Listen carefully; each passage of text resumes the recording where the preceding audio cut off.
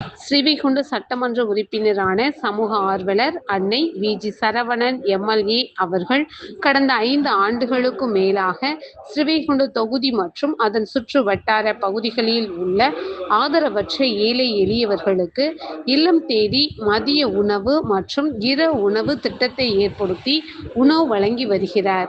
இந்நிலையில் தமிழக வெற்றிக் கழகத்தின் ஐம்பெரும் கொள்கை தலைவர்களுள் ஒருவரான சமூக ஆர்வலர் அஞ்சலையம்மாளை கொள்கை தலைவராக அறிவித்ததன் ஈர்ப்பால் தமிழக வெற்றிக் கழகத்துடன் இணைந்து தமிழகத்தின் நிரந்தர முதல்வர் திரு சி. ஜோசப் விஜய் அவர்களின் ஆசியுடன் கழக பொதுச் செயலாளர் அண்ணன் புசியன் ஆனந்த் அவர்களின் வழிகாட்டுதலின் படியும் 5/8/2026 அன்று 1483வது நாளாக ஏரல், உண்டியலூர், ஸ்ரீவைகுண்டம், கோட்டைக்காடு, சிறுதொண்டநல்லூர் மற்றும் கீழமங்கலக்குறிச்சி அதன் சுற்று வட்டார பகுதிகளில் உள்ள 167 ஆதரவற்ற ஏழை எளியவர்களுக்கு தமிழக வெற்றிக் கழகம் தூத்துக்குடி மேற்கு மாவட்டம் ஸ்ரீவைகுண்டம் சட்டமன்ற உறுப்பினரான சமூக ஆர்வலர் அன்னை வி.ஜி. சரவணன் எம்.எல்.ஏ.